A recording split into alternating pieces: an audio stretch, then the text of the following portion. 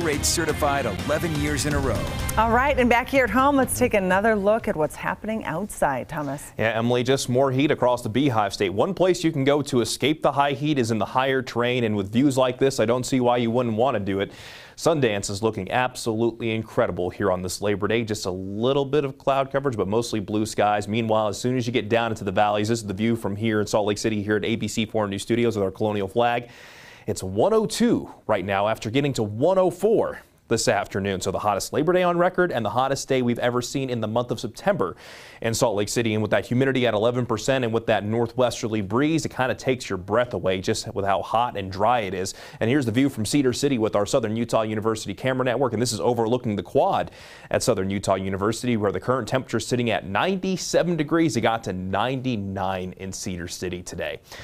That's just hot. So again, temperatures, they're still quite toasty from where we saw our daytime highs. We've only cooled by a couple of degrees. 102 in Salt Lake, 97 degrees in Logan, 88 degrees in Evanston, still 106 down in St. George, and it's 99 degrees in Hanksville. It's hot no matter how you slice it, and we got more heat in the days ahead.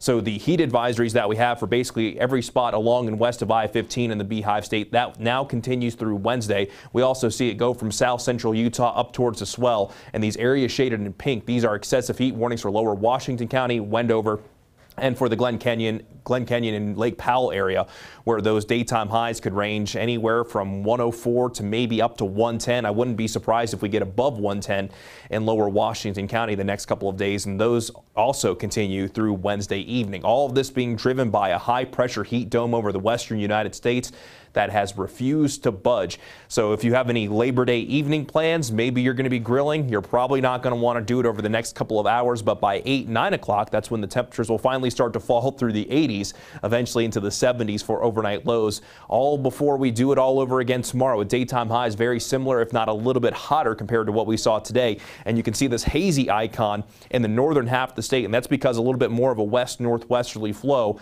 is actually going to introduce just a little bit more smoke from the wildfires to our northwest. So as we go through tonight into tomorrow morning, you can see that concentration of smoke continues to increase in northern Utah. So if you're in areas like Cache Valley, it's going to be a little bit smoky, and it's also going to be a little bit smoky down along the Wasatch Front as well. The air quality not going to be the greatest tomorrow, so it's going to be hot and hazy. Not the greatest day, and those high temperatures over the next couple of days in Salt Lake City between 103 and 104. So basically in the territory that we are today.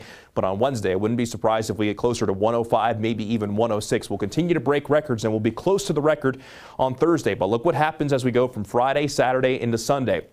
The daytime highs will go from the upper 90s into the lower 90s because it looks like we finally have some changes on the way. Let's go ahead and talk things through here on the long-range futurecast. Mostly dry for the next couple of days with this high pressure in place, maybe a few spotty showers in the higher terrain in the southern two-thirds of the state.